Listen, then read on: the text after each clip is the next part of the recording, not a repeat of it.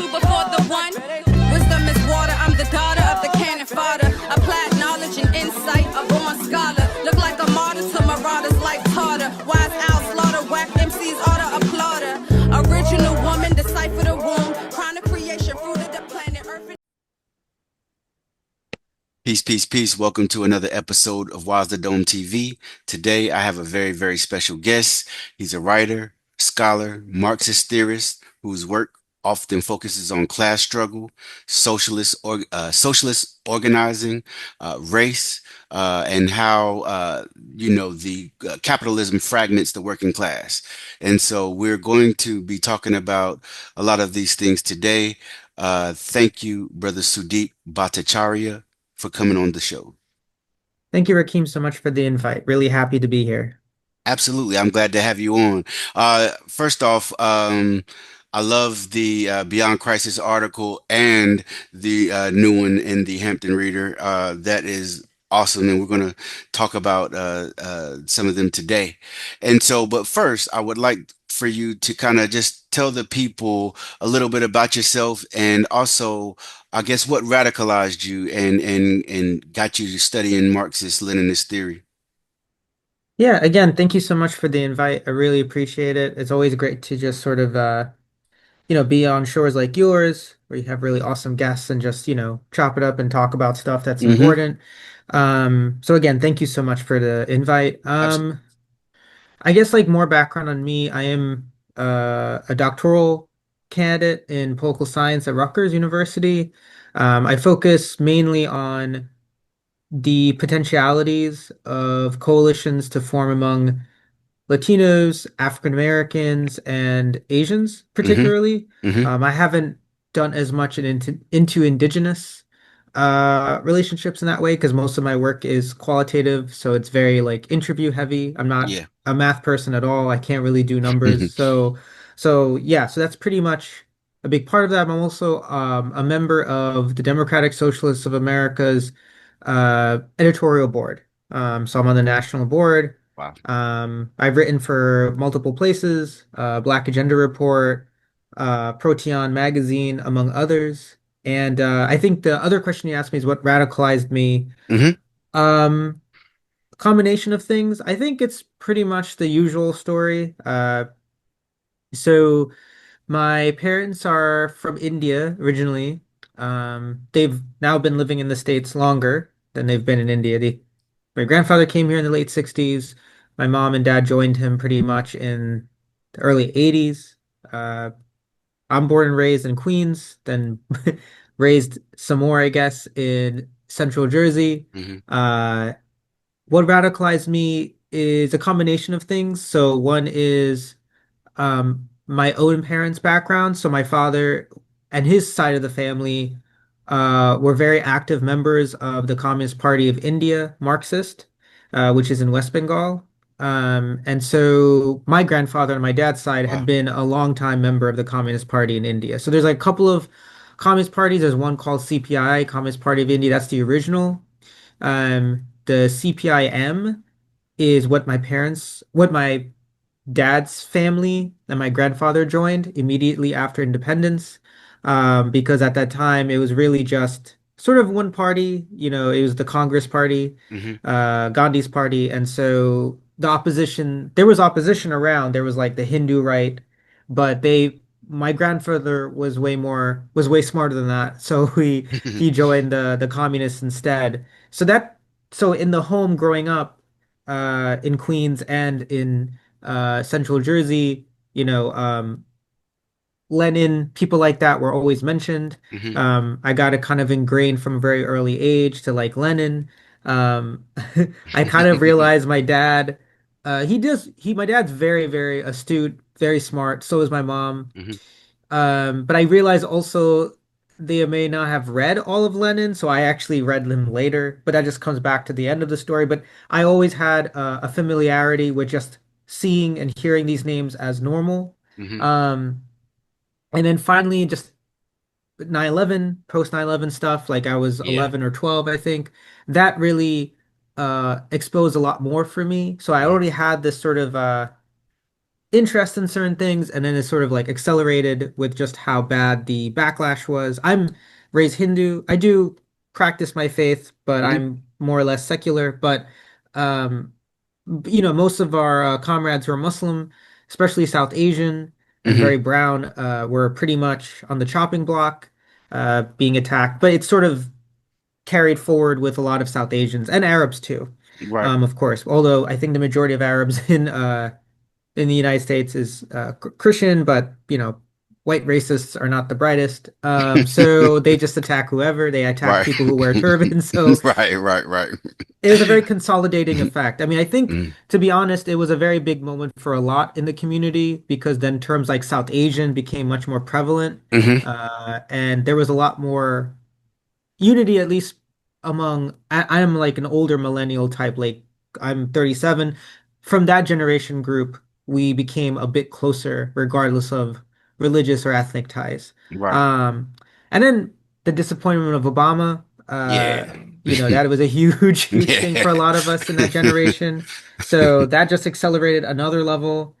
And then finally, Trump's election, first time, definitely put it slowly over the edge. And then quickly after that, um, it was my just disappointment in Democrats Yeah. in what they were preaching versus what they were actually doing. So, and then of course, throughout this whole period was meeting the right people, people who challenged me, people who confronted me about limitations in my thinking, Hmm. and people who were very much like, hey, your dad mentioned, like, well, I began to think about Marxism differently and also anti-colonialism differently, Hmm. through people like Fanon as well, who was like a Marxist humanist, things like that.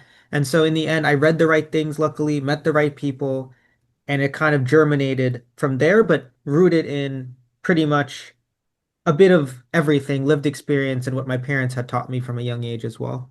Absolutely. Absolutely. And so obviously now we're in Trump's second term, Yeah. and you know what I find interesting, obviously we'll know soon, I guess, whether Mamdani has been elected.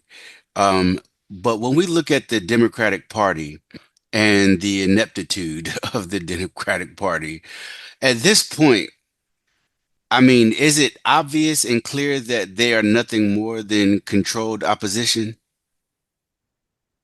I mean, do you mean like just the general people Yeah, or? well, no, the politicians themselves, right? Yeah, Because yeah.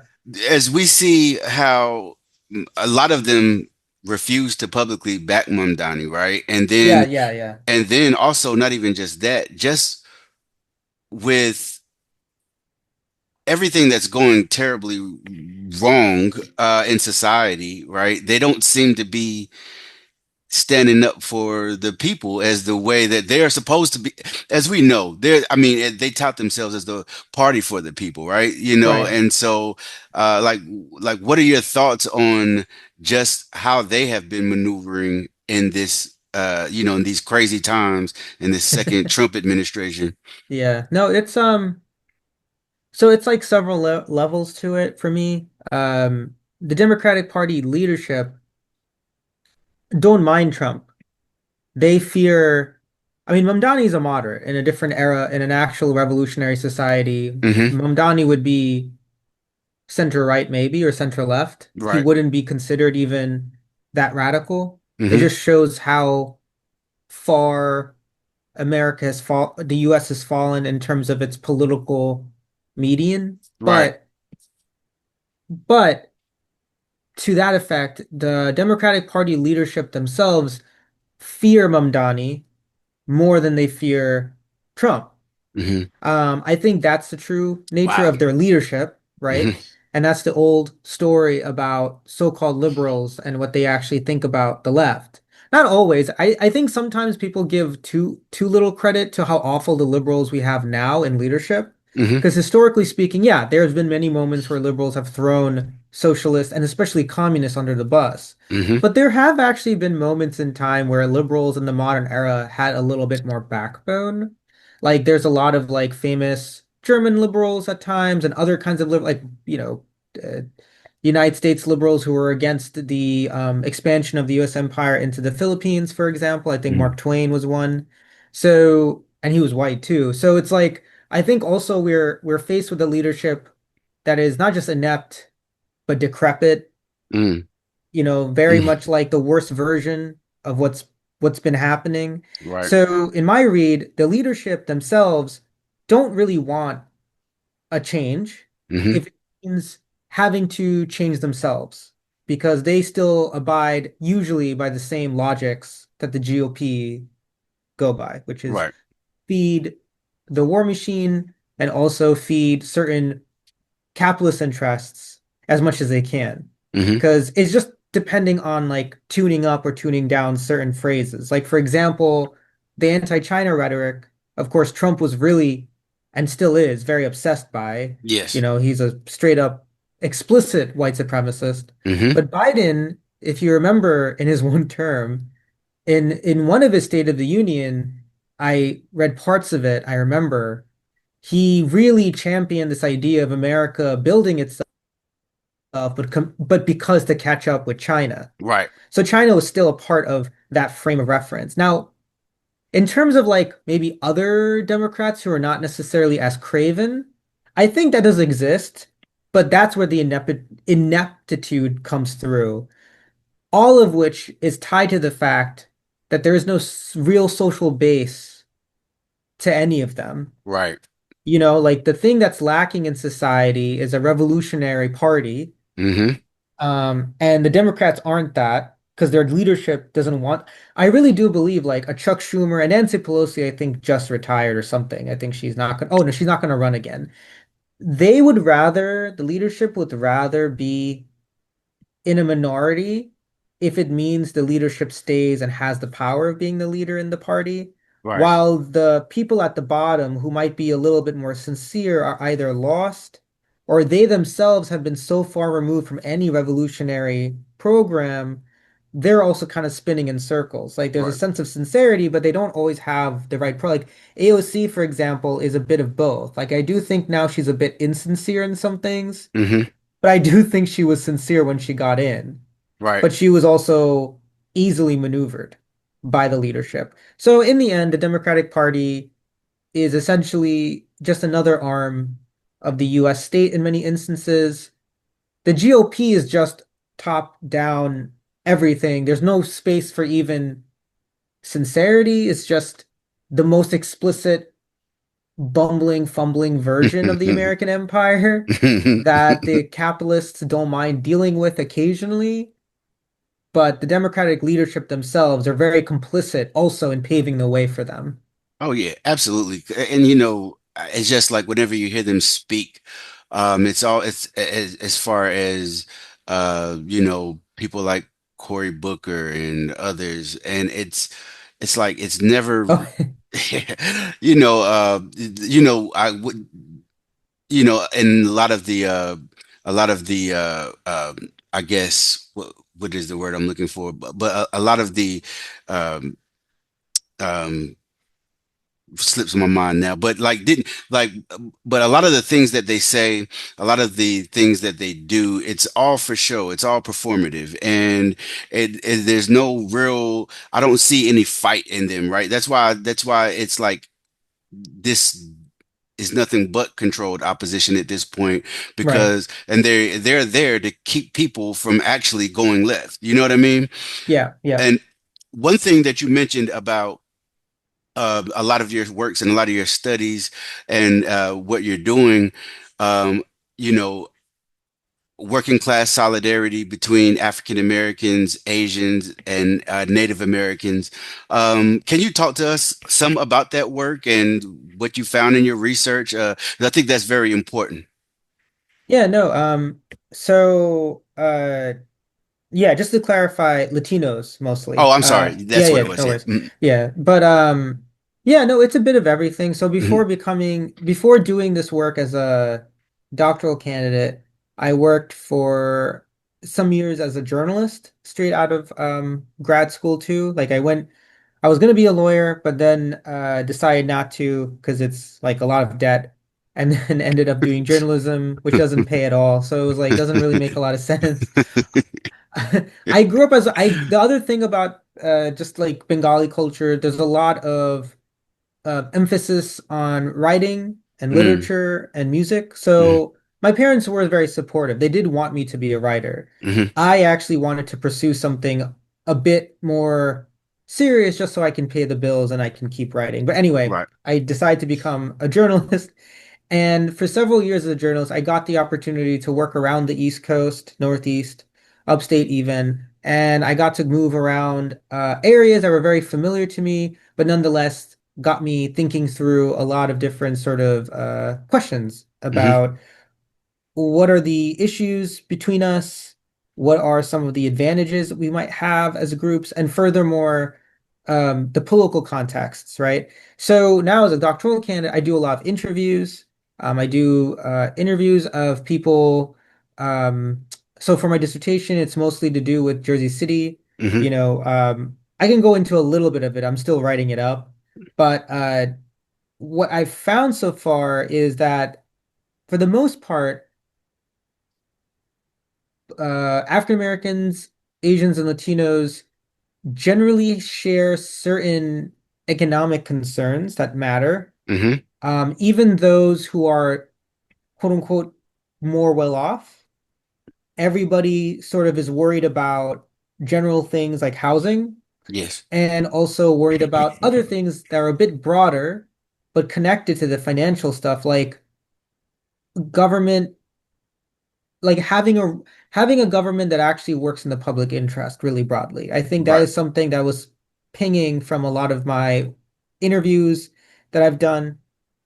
Um, and also just generally I've organized uh as part of my union and also in other campaigns uh and also in DSA. Like I said, I'm originally from Central Jersey. Now I live closer to Philly. Mhm. But when I was in Central Jersey before, I've had some like health stuff where it's kind of like I've been staying inside more often. But when I was a little bit healthier, I would canvass a lot.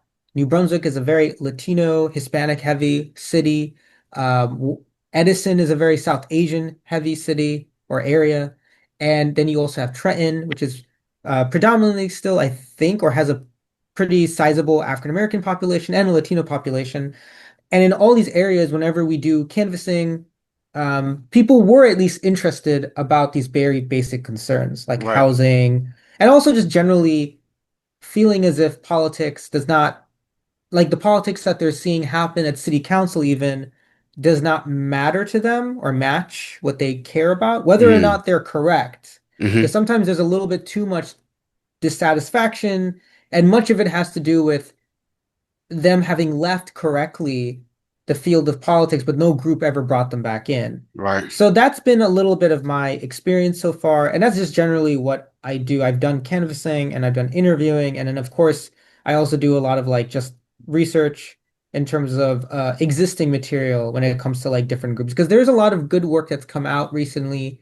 Um, there's Efren Perez. He's a political scientist. He's written the work I think um Diversity's Child, I think. Mm. But I have the book here, but or it's behind me. But he's a great professor who's done bigger like quantitative surveys. I do qualitative, but he found out that even the label of person of color is now like a majority of Asians and Latinos also agree with that label. Mm. Mhm. Um, but interestingly, there's also a lot of like difference still existing. So, for example, in that same work that he's pursued, he's also found out that even though most Asians and Latinos and also this is in Southern California, may feel more akin to that term, there's still a gap Yeah. between the actual percentage. So, like for African Americans, I believe it's over 90% Mhm. that believe in it. And for Asians and Latinos, it kind of hovers around 60% sometimes, or Mm. slightly higher. And there's also a gender gap. There's some studies have shown that more Asian women, for example, believe in the POC term than Asian men. So there's a Mm. lot of like interesting stuff that does not really say, oh, it's just one thing or the other completely. Right. So that's also what my research has shown too. There's still a lot of like, even though people might be expressing common economic concerns, they also have other frustrations about how they're seen or treated by other communities of color that also filter in and might create some issues when it comes to actually waiting for these coalitions to emerge. Yeah, absolutely. And like, there have been obviously differences that we've seen play out in different communities, um, spills over online sometimes. Hmm. And so, what are some things, in your opinion, that can, break down some of those barriers? Because obviously we have a common enemy, and so what would from your research, what are some things that you've found that can bring these communities together?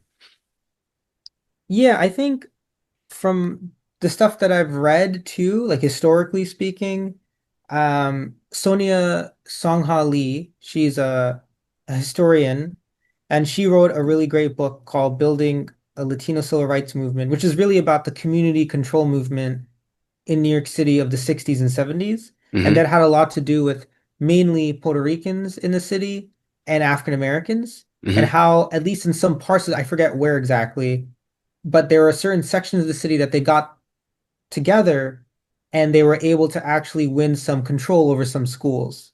How they got there wasn't again. So what I'm basically saying is that there are opportunities there. Like, so essentially for those who might say, oh, there's nothing in common, that's not true. Right. But for other people who also say, hey, everything's on the same level, people will get it, that's not true. Right. My answer is kind of boring, but it's really like also in her research too, which is you need some form of leadership. Mm. Hmm. You need people who have expertise in organizing, and you also need these people to be highly involved in bridging gaps. Because what she found out, interestingly enough, she's again, this is historian work, but she found out that like Puerto Ricans who had just come from the island, this is like the time and period by the 40s and 50s that they were like forced to leave to be in places like in South Jersey and in New York City to become the workforce. A lot of them, even though they were in really shit positions, to be honest, Mm. and this is based on a bit of like anti-blackness, really. Hmm. They were still convinced that they could just sort of assimilate like the Yeah. Italians and Irish, which is Right. complete junk, right? They were Hmm. just like, yeah, and some of them are lighter skin, like some of them might have more European features and what have you, but they're Puerto Rican. It's different. Hmm. So a lot of them were still convinced that they were A, better off than African Americans, and B, they just have to bide their time and prove themselves. So even though their living situation was shit, they still were convinced somehow that they could just like do the right thing, whatever that is. Right. For African Americans that were like sort of being interviewed, that Sonia Sanahali found in the archive during this time by these groups that were doing that work of interviewing people, they found a lot of African Americans also were like saying, "Oh, Puerto Ricans, they're doing better than us. Mm. They're basically white." Hmm. The irony is Puerto Ricans were actually doing slightly worse because they had Hmm. just come from the island, so they Hmm. actually had less resources. So Puerto Ricans were actually buying into a belief of themselves that did not exist. Right. Ultimately, what changed the equation and what keeps coming up when you look at history in terms of what actually makes successful revolutionary movements, but even some radical reformist movements, has a lot to do again with leadership and bridging those gaps. And then the community control movement succeeded because they would create campaigns that forced people to strategize together, Right. that would Right. at least have people in the same room. It's very basic, but this is the other thing that's a little bit unknown is like you also have the right people involved that could also manage some conflict. Hmm. Because even in my own experience of organizing, there's been situations where, rightly or wrongly, one group of color, people of color, would may have like not negative association, skepticism about another group, You're right. Right. vice versa. So that still exists. And a Hmm. lot of it is also, it's not the same thing as like a white racist. It's definitely different. But there's still like skepticism enough. So it might not be hatred, but skepticism that might quickly turn into apathy or resistance against really working or believing that there is a common enemy at all. Do So that again requires like leadership and organization. Do you think a lot of the skepticism comes from a lot of the propaganda of that is, this country puts out about different groups of people, through media. I mean, you can turn on the news right now, right? Yeah. And you're going to see uh, black and brown people committing crime. It'll be the first thing that you see, right? It'll never be anything, showing, black and brown people the positive things that they do in the community, Hmm. the organizations that they have. You'll never see that. And so, do you think that plays a part in some of the skepticism that, different groups have for each other? I I think so, but I also think some of it is actually real. Like for example, in my interviews with African American respondents, some of them did speak to a real feeling of mistrust with other groups of color Hmm. because there's a history to that, right? There have been instances where black folks have kind of, you know,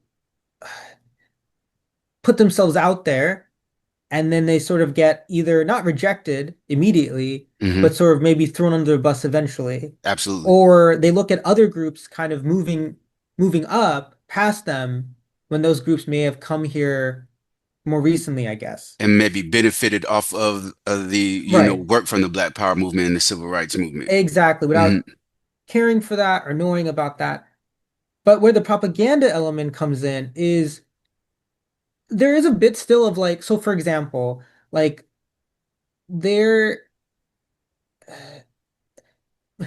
so like for example, how do I explain? Like even you know the movie Sinners that came out Yeah. recently? It was a huge craze, and it was used as a. I remember like a lot of friends of mine loving that movie. There's like a back and forth. I finally was able to. I don't watch horror movies that much. I don't like blood, so I just Yeah. so I was just waiting it for it to stream. Like everyone, Yeah. even a friend of mine back in the day when Get Out came out, he's like, "Oh, you should watch that." I was like, "I'm not watching that until until I can skip. I skip all the parts that people like. I'm like, skip. I don't care about horror. I know people like it. I have friends who do, but I'm like, I'm not doing that. But I finally watched Sinners, and I can see why some people like it for honesty. Like I can see how it's very nicely shot and also, emotional at parts. But even in that movie, there are like elements there that sort of present like for example, there's the Asian characters in the film who are if people don't know, maybe I'm giving spoilers, but it's been out there for a minute. Yeah. You can watch it It's on okay. Yeah. HBO. Yeah. Yeah, Yeah. yeah, Yeah. yeah. Yeah. It's You okay. should yeah, it's a huge film. So anyway, so there was there so it's like a so it's two brothers, obviously they're played by the same guy coming down from Chicago to open up a music bar spot, Juke joint. a juke Yeah. joint for Hmm. people in the South. And while they're getting their stuff together, they go to the grocery store. And the grocery store that they go to is a owned by a Chinese American couple, Hmm. right? That is fairly accurate. There are some Chinese folks in the Delta. But what was interesting to me though was that that was still the only way that Asians were presented as store owners again, which is Mm. a very common. Because what I think is happening here, the propaganda, I do agree, yeah, local news still shows black folks, brown folks as doing quote unquote criminal acts. They show occasionally Asians, like Chinese folks and other groups, as perpetually foreign. That's Hmm. very true. And now they show like Muslims generally being like, dangerous to society or Yeah. something. But I actually think we also see a very narrow concept of who we are to each other through even like liberal propaganda. That's Mm. not so on the nose. Because even those, because I remember this, people during when that film was popular, there was a lot of Asian Americans who were very happy to see themselves in the film. And they were actually giving the movie props because Ryan Coogler kind of did this kind of vague sort of like, yeah, I'm just presenting all sides or presenting a radical idea, but he would never nail it down. And I do want to give shout out to Matumi Gant and Jared Ball for being the ones to always talk about Coogler and people like him who kind of present themselves as like radical filmmakers, but they Hmm. never actually pin down what they're trying to say.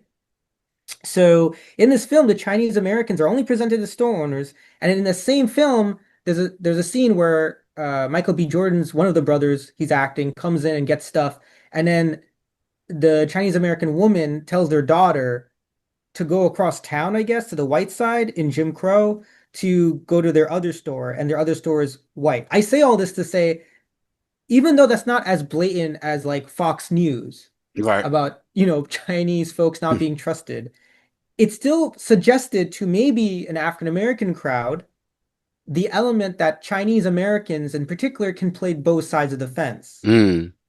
So it's still, so to your element, so I think some of it's real, like on the Hmm. side of African Americans, it's very real, the history of being thrown under the bus repeatedly. Hmm. But then on the propaganda element you're talking about, even in liberal media or inclusive media, there is still an element of misinformation Right. told to our different communities about one another. Right. That still plays a role in saying, oh, well, because if you're African American and maybe you don't have as much interactions with someone who's Chinese American, you might think, okay, interesting. The Chinese American girl, one moment she's on the black side of town, and then she easily maneuvers into the white side. Right. So, in my sense, and this is a popular film, Hmm. so in my reading, it's an African American viewer, maybe Asians overall are people who are not exactly on one side or the other yet. Maybe you got Right. to trust them less. And of course, you have a ton of other media that presents Black and other brown people as people who are not living up to the standard of the American dream, even though that's also extremely flawed. Because if you look at the numbers, African Americans, Latinos, Asians, I think they're all pretty much now majority middle class. Mm. Barely, but they Hmm. all have equal numbers of being in the middle class. So that's the other irony of it all, is that there is a subset of everyone who's actually doing meh, okay. So Hmm. no, but then the other irony is that for African Americans and Hispanics, to fall from the upper middle class to the lower middle class is much higher. Right. So it's all there's a basically a material reason for why people feel the way they do, and of course, like you're saying, ideological reason for how they feel. There's one that kind of leads to the next question I wanted to ask you, and you've written about this, but like the model minority myth, right, Mhm. is often seen as a cultural narrative, but you describe it as a class project. Can you unpack how capitalism and racial hierarchy work together to produce and sustain that myth? Yes. So I want to give credit to Erica Lee. She's a historian, I believe, at Harvard, who wrote pretty much like I think the number one book on Asian American history. I have it here because I teach my students Asian American politics. It's Hmm. called Making of Asian America by Erica Lee. Okay, bet. I'm gonna get that. Yeah, it's great. It's very it's kind of sad because I think the book came out in 2015, Hmm. and there have been other Asian American history books, but this is extremely concise Hmm. and comprehensive and really well written. Um, so in that book, she cites how the model minority myth really came up, obviously during the Cold War, Hmm.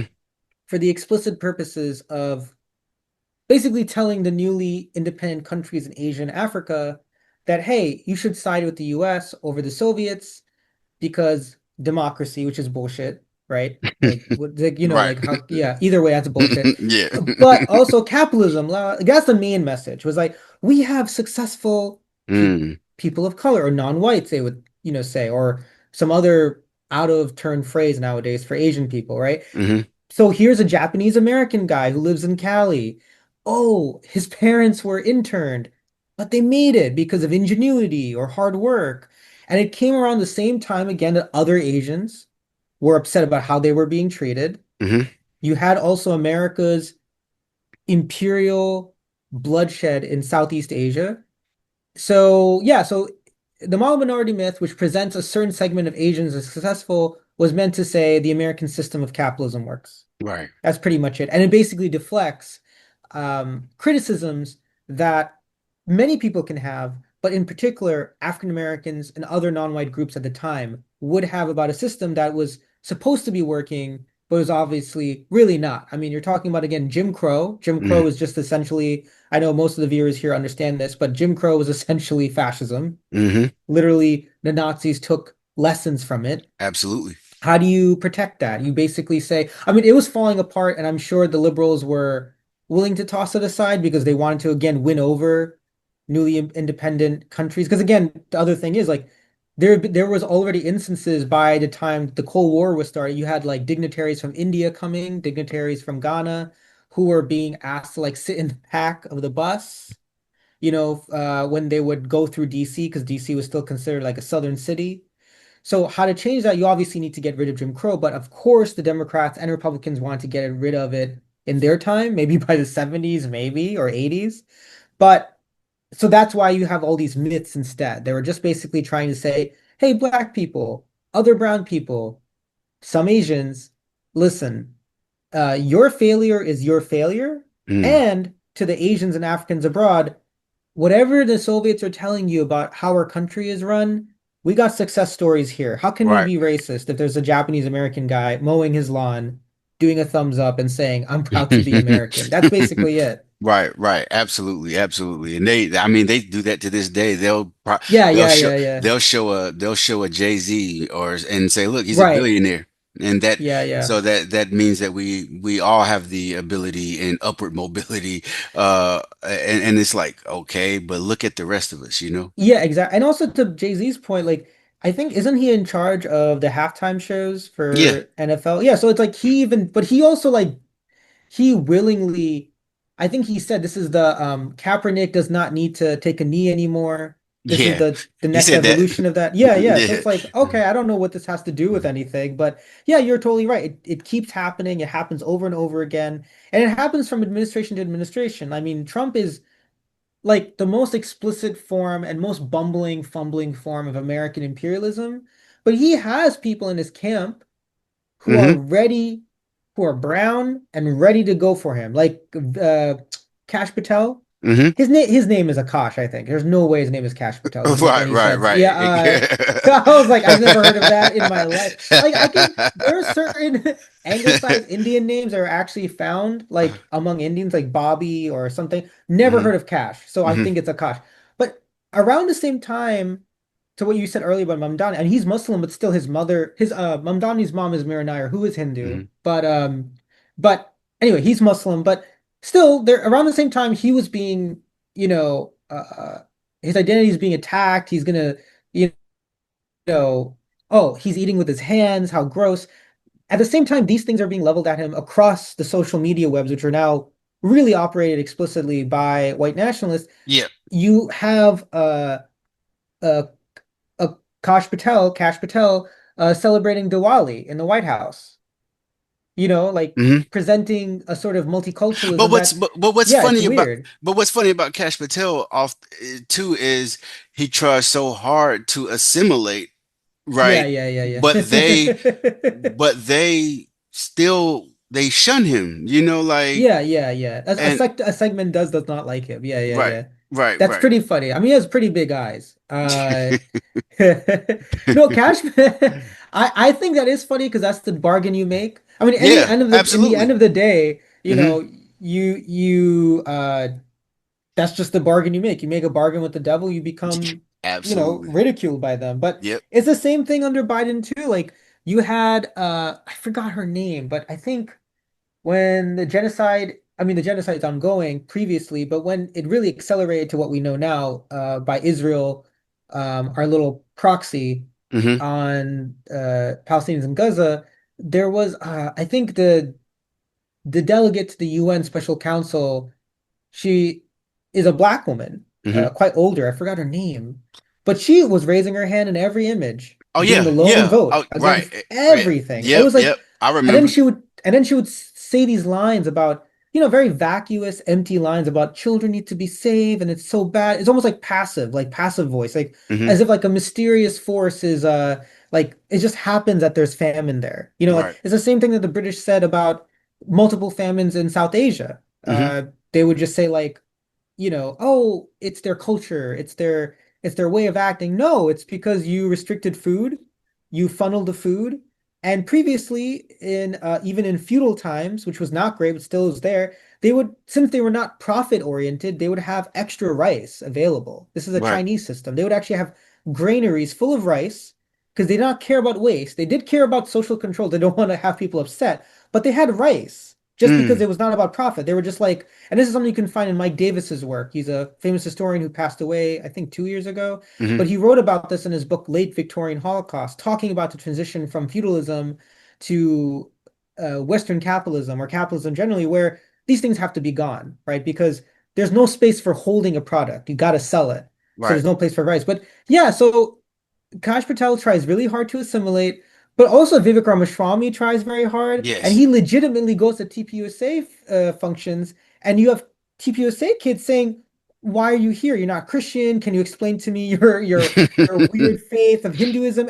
And he presents it as like, "Oh, it's a learning moment." I'll tell you this: if I'm in a scenario where I'm on camera being asked about being Hindu and how it's like not good, and my parents saw that video, they Mm, would be like embarrassed. They would be right. like, why did you even put yourself in that situation? What are you trying to do? But you have these dudes and some women who are just like out here doing that bidding because again, the class interests come into play because they Hmm. ultimately want to get rich, want to get paid, want to get power. Hmm. And then there's also a little bit of like actual politics because I'm sure some of them, as much as they may not always like how they're treated, they still might not like just generally Muslims, maybe, Yeah. or they might like the idea of being in charge and like, being in charge of the empire, what have you. But yeah, you're Hmm. right. It's like they try very hard to assimilate. A certain side of them will be reject, a certain element of their own base rejects them, Hmm. but that's where the contradictions come in, which makes it kind of fascinating. Absolutely. I want to get your opinion on this. All right. So when we look at the history of African America and we know 1526, 1619, and the transatlantic slave trade. And Hmm. one of the things that was done was to separate us, well, attempted to do was to Hmm. separate us culturally from Africa, uh, strip us of our language, strip us of our religions, of our ethos. And so part of decolonization within uh, Hmm. African revolutionary framework is also decolonizing your mind of all these Europeanisms that were, the plant implanted in our brains, in our way of thinking. When, let's say, for instance, when someone from Asia comes here, are they not kind of rewarded for leaving their culture at home and and assimilating as much as they can and adopting that American worldview and leaving Asian culture, whether that's practiced at home is one thing, but kind of not really being um, not really showing it outwardly. Hmm. And so when we think about revolution and we think about, class struggle, I also feel like it's important that we begin to express ourselves culturally and take back, you know, what was stripped from us. And in the case of Asian Americans, can you talk about the importance, or if you see it as important, that, you know, the cultural identity is maintained? Yeah, I mean, mm, The reason I ask that also because a lot of times, not all, but some leftists see it as, dealing in identity politics. oh But yeah, I don't see it that way, and I never will because, again, that usually comes from a lot of white leftists, right. but they don't know what it's like to have all of that stripped from Right. them. You know what I mean? Yeah, no, I think, well, firstly, I'll do my best to answer that because that is a really big question. Um, well, like I mentioned Fanon earlier, like he was a big proponent of fighting against political imperialism and cultural imperialism. Hmm. I'll just say what I think about culture and politics and resistance. So with the situation you're describing about Africans who've come here, who were forced to come here as enslaved, and then decades after, still, yes, maybe not having the kind of relationship one would like about where somebody's from just because of the extractive and abusive and highly exploitative nature of transatlantic slavery. I think that is something very different from what I can attend to exactly, Hmm. right? Just saying about what I know. But Absolutely. Mhm. But I think the reason I asked because I think it's still, I think, it's just more about the nature of how this country incentivizes right, anyone who comes over to leave their culture at home. right. No, I agree. I think, well, the thing for me, so one thing to add there, so a couple of things, and I guess, yeah, I guess I'm just gonna have to answer this in a little bit like a pace. So one, Asian Americans have been here for a while too. I think since at least the first waves that really came here and became a significant part of the population really started around 1850s. Hmm. So when it comes to culture, yeah, in that period of time, Asian Americans were punished, right, for keeping their culture. Like a lot of it was mostly men, Chinese men, and then Japanese men. But Chinese men, they would have braids and stuff like that, and they were often ridiculed, Hmm. attacked, beaten up for having it. So in that sense, they were incentivized through punishment. Right. So that's like the first wave. And then you had the exclusion acts that really prevented more Asians from coming. And very similar to Latinos too, like with the colonization of the Southwest, Hmm. you had a similar kind of incentive structure, if you can call it as such, where you had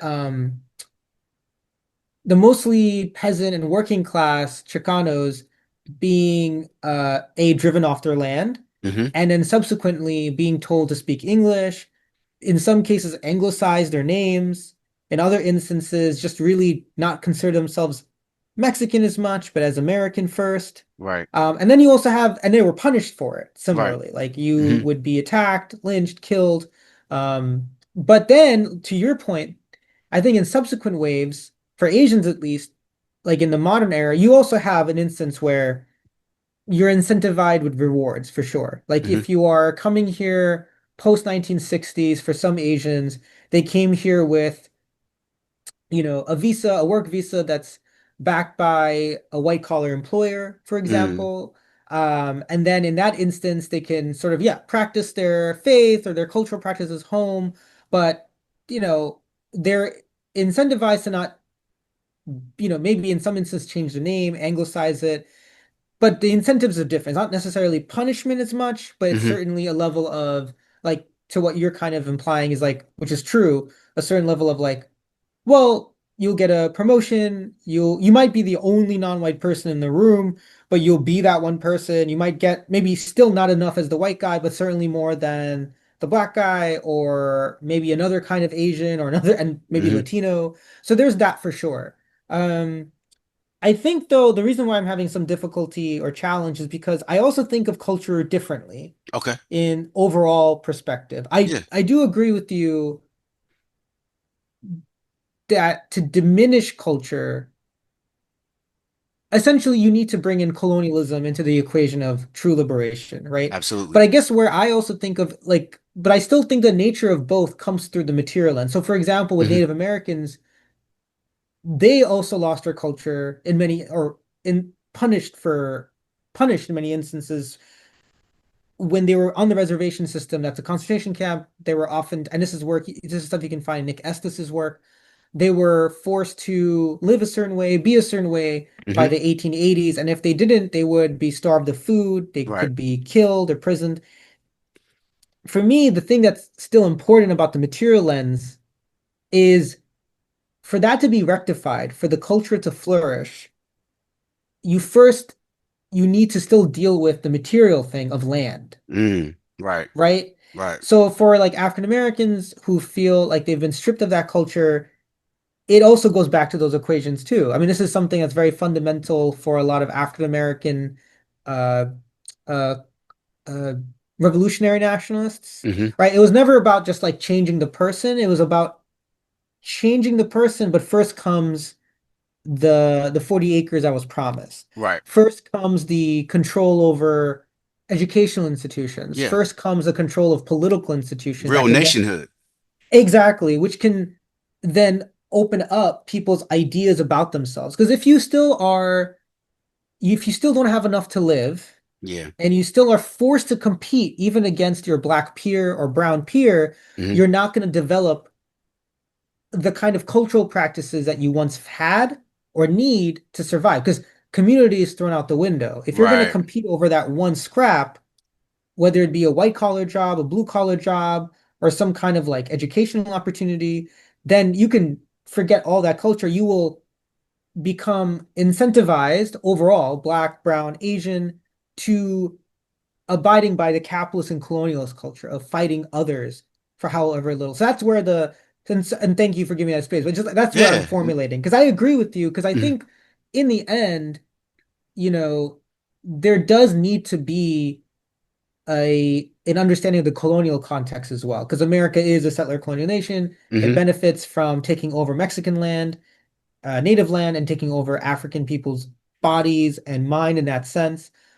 But certainly for me, it's also still the material thing connected to building up and opening up that space for people to finally decolonize. Right. Right. And I think Fanon even spoke to that bit. That's why he was so uh pro Algerian revolution. Like he Mhm. understood that the revolution also needs to happen for Algerians and other groups to finally kind of return to or at least fashion a new culture that is not so European. And by Absolutely. that mode, the dominant force of European culture is certainly, and Western European culture is the capitalist culture, is the very hyper consumerist culture. I refuse to say individualist because Mhm. Europeans are not individualists. They work Mm. in groups. So that's why I say hyper consumerism, et cetera, et cetera. And nowadays, neoliberalism, which is this sort of intense form of capitalism where you're sort of told to, even commodify yourself, Yeah. right? Right. So yeah. No, absolutely. And speaking of that, we look at the billionaires like Elon Musk and the economic and Mhm. political power that they have now. He's obviously not the only one. Right. But how do you and it's interesting. I seen whether I don't know if it was today or yesterday, he was on X, a platform that he owns, and he was telling everybody to vote Cuomo, right? And and right, but he was. First off, I don't Oh, even know if that it's like is that legal? Like you own the right, right, platform? Like right. I don't Well, even like. Yeah, that does yeah, that matter, right? that But doesn't matter yeah, anymore.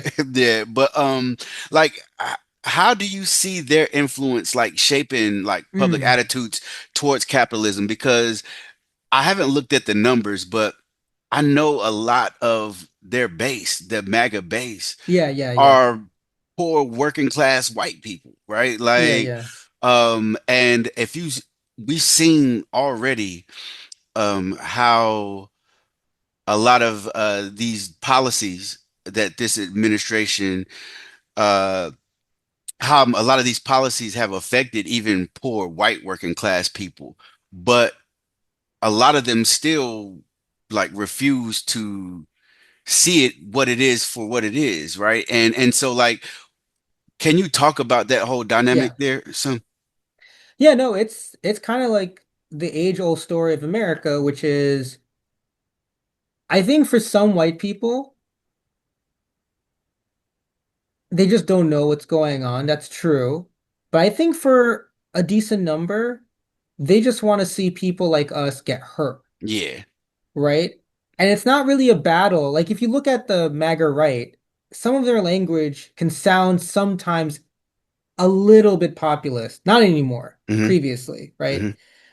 But they ultimately just like Stephen Bannon, he basically just wants their kind of millionaires and billionaires to be in charge. Right. Not George Soros, who is also a neoliberal, but not him, who's allegedly left wing, but that could also be debated. They want to have Elon Musk, right? Hmm. This Afrikaner Hmm. who was a liberal, I guess, and then became his true self.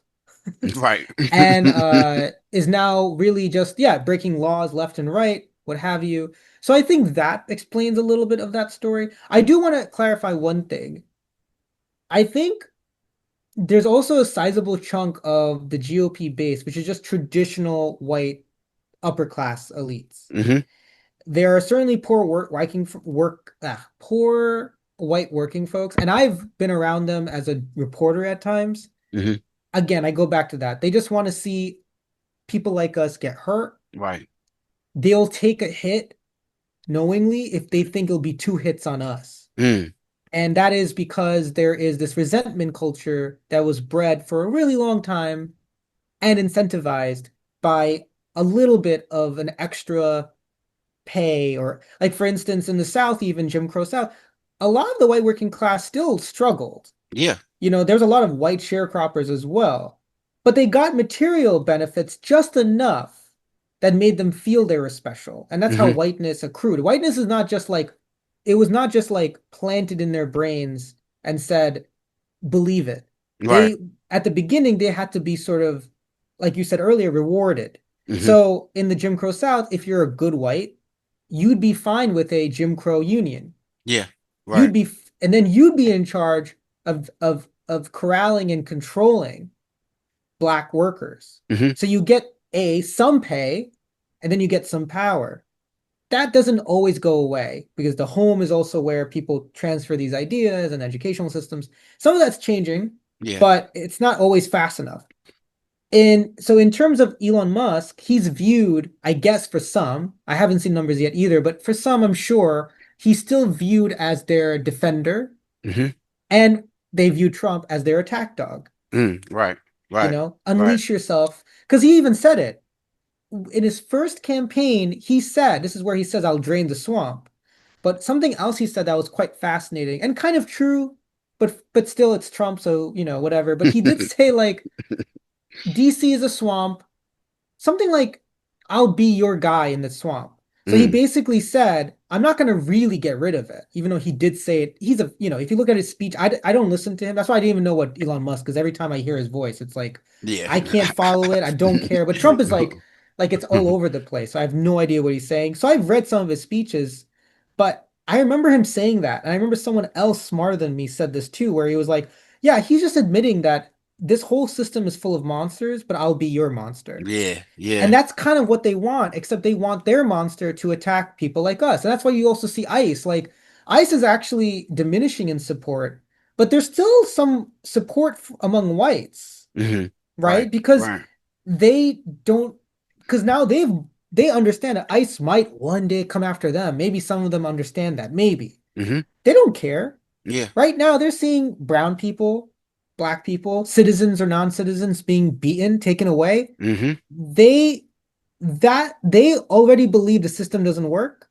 They just want it to burn, and they want it to burn on top of us. Yeah. So there's a bit of that motivation that might be playing a bit. Yeah, absolutely. And also, that made me think about, what Dr. Gerald Horn talks about.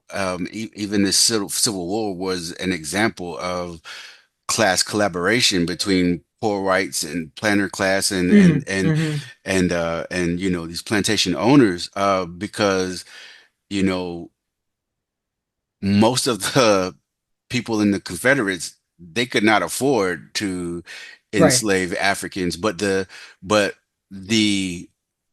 thought and that one day I may be able to, and also Hmm. not just that, my I even if I have nothing, I still have more than this enslaved African, right? And Hmm. and Yeah. and some of that mind state still persists, and it's a sickness really that you would go against your own self-interest, just like you mentioned, just so you can see people like us catch hell. Yeah, and I think that is, I do think the interesting thing though is that there's also a real problem about revolutionary culture. Mm.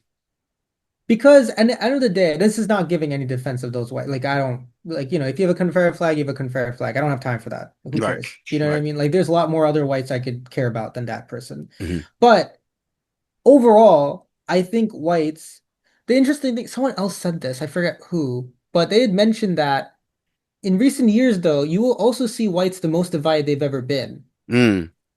Yeah. And if you think about that's true too. Yeah. Even the But racists are divided. They're they yeah, yeah, yeah, fight. that's true, that's true, that's true. They're Yeah, yeah. fighting each other right now. But go No, ahead. you're right, you're right. And it is a crazy time. It's an opportune time, but it's also a Hmm. crazy time because Yeah. one of the things I had written down about the moment was we're living. Also, there's a lot of things I don't know Hmm. because it's a time of unknowns. Because I do think, well, A, we're living in fascism, Hmm.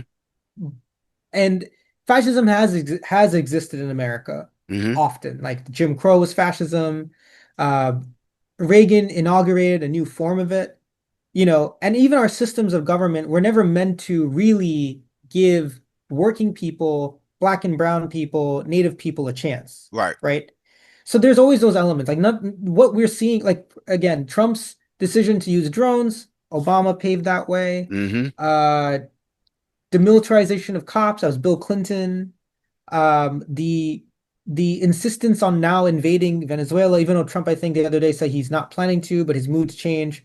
That is a Cold War policy that Reagan liked to do. I mean, the crimes he's helped commit, Hmm. in places like Guatemala, the Contras and stuff. Like anyway, long story short, there's a lot of like, yeah, paving the way, we living through fascism. But in this moment, there are actually like some rifts among whites Hmm. that are happening. But again, these rifts don't matter if there isn't a revolutionary culture at bay. And this is not about the whites who are like, yeah, the MAGA right, who are like trying to figure out who to hate exactly. Yeah. That's Yeah. we can shove that aside. But Hmm. even in Trump's movement, it's still not as majoritarian as people think, Hmm. right? Hmm. And it didn't start off as majoritarian. In fact, all these right-wing authoritarian movements rarely do, Right. right? Like when Trump first won, he won because of a system that basically slavers put in, the Right. electoral college. So they're Hmm. like, let's just do that and run that through. So that was a mistake. And again, the person who's running against is Hillary Clinton. So Right. who gives a shit? But like, like Henry Kissinger is my friend. Like who gives you know what I mean? Like, Yeah. so it's already like what is so again, it's not like I'm not trying to give like, but for the whites that are like more meh, there Mm. is some instances of like rays of optimism are dimming Hmm. and can always go away, not into racism, but into apathy. And that's for any group. Right. Like you have instances, we had George Floyd uprisings, Hmm. and that got funneled into voting for Biden. Right. And that got funneled into apathy again. And I got funneled into Kamala Harris running. And I got funneled into Harris losing. So these things can change because there's no like revolutionary culture. Hmm. And I think that is the thing that's kind of really most telling about where we are as a society. Because you mentioned culture before, and this is where I'm putting connecting a little bit of what I said earlier. The culture we have is hyper consumerist, is hyper neoliberal, and hyper pro privatization, not because people just accepted that. It was because after the 60s, uh, elements of the state repressed the shit out of real communist, socialists, and movements like the BPP, the Black Hmm. Panther Party, and the Young Lords. And that left open political voids that Yeah. now rather counter-revolutionary groups could join, including the Democratic Party, which is seen as, like you said, to us as controlled opposition, but to some people, understandably, I'm talking about older black and brown folks who are old enough to be like, I just want to live in a decent place. So I don't want to like ridicule them for like believing in the Democrats, but they have no other place to go. Right. But then when you are feeling upset about a system and then you're just going back to the same well of the Democratic Party and you're old enough, you do develop still, however much you want to respect our elders, you do develop certain cultural attitudes Hmm. that are very, very narrow in their own way about what Right. is possible, what's Oh available, and yeah. what you can do. Oh yeah, absolutely. Especially what is possible. They don't Right. see a lot of times, their imagination is not big enough to see anything outside of the present. Um And that sucks because that's one of the things that counterinsurgency is designed to do is to kill Right. the imagination of the people, Right. right? Right. And also to see what revolutionaries went through in the 60s, right? From Yeah. imprisonment, Right. being beat, being killed. Some are still political prisoners to this I day, was a and so yeah. there's a fear that they have planted in folks as well. And then, around that time when Nixon started promoting black capitalism over the Right. black power movement, that was obviously a path to least resistance, and you get some colonial trinkets out of the deal. And so I think the importance of organizations like the Black Panther Party being, especially at that time, the vanguard party that was actually helping people develop a revolutionary consciousness, things like that. I mean, organizations like that in today's time is even more of an uphill battle Yeah. now that we have things like social media. Right. Right.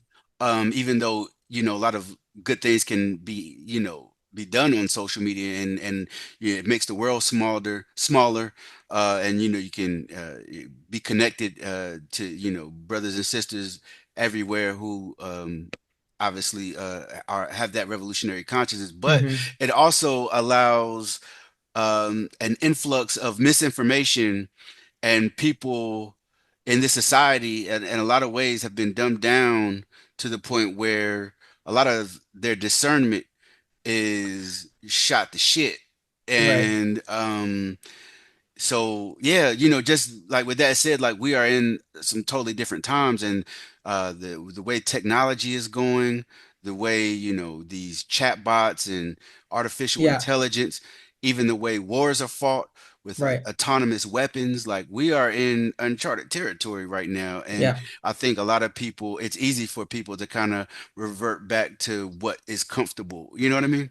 Yeah, yeah, no, I really agree with that. And I think that's kind of what I was trying to say earlier too. Like you can only expand the mind if you begin the process of giving people real opportunities, Mm, and real mm, feeling of safety. mm-hmm, Because, most people hate most people of color because most of us still work for a living. And I mean, like, even white collar folks, like, that's mm-hmm. still working, Yeah. but they also get indoctrinated through the little trinkets. I like that term that they receive, right? Mm-hmm. Oh, you get to keep a house maybe for a little bit longer than someone in another community. But even that's very precarious. Okay? If you look at the numbers too, to be middle class is something totally different from even 30 years ago, Yeah. Right. right? Because the the idea of the idea of public resources has totally dwindled. Mm-hmm.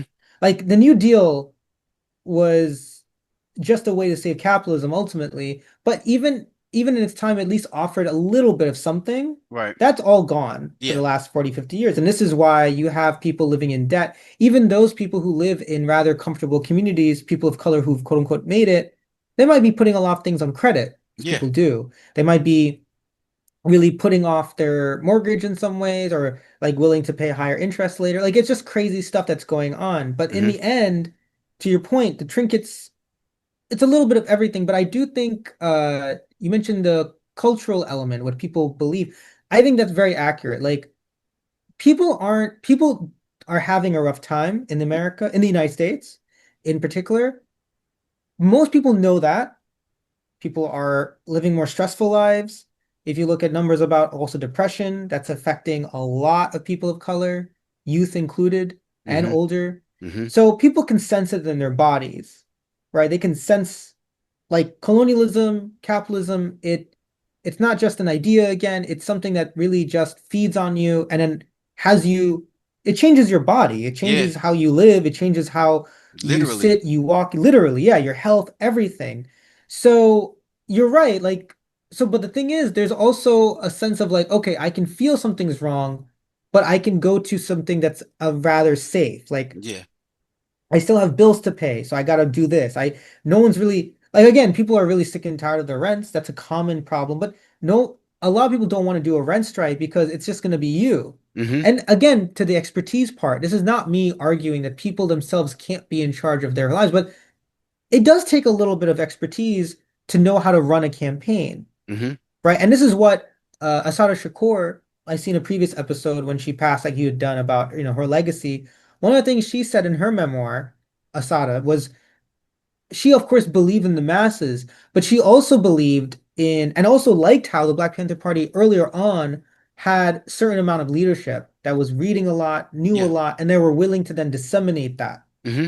She criticized the party when they stopped doing that effectively. Right. And that created both confusing tactics on the leadership end Mm-hmm.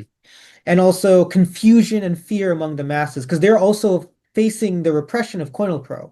Right. Like they're seeing people disappear. Like you said, again, some people, even people in our communities, have a sense like we don't have political prisoners. We do. Right. They just got Absolutely. charged with drug offenses they probably never did. Mm-hmm. They probably got evidence planted on them, or worse yet, just lied and then got thrown into prison. But there's Mm-hmm. political prisoners, and Right. some of them are getting released finally at age late 70s and 80s. It's Mm-hmm. nice to see people like that get some sunshine again, but just a very hefty reminder of the costs of freedom, but also a reminder of the state that we live in, which is a state that, again, like you said, crafts behavior so that people feel a sense of fear, a sense of limited autonomy, Yeah. and a sense of a lack of real community that Mm. can give them like real meaning and momentum to create change. Yeah. Absolutely. Brother Sudeep, this has been a great conversation.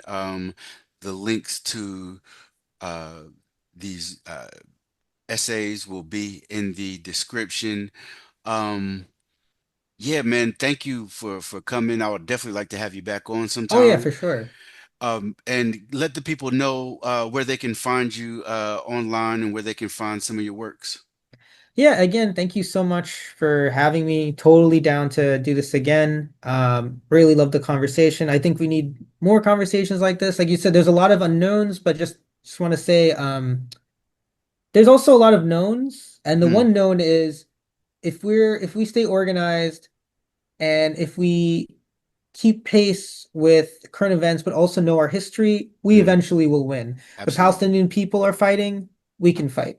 Right. That's the real essence of it all, right? Mm-hmm. And it's not just a one long chain of misery.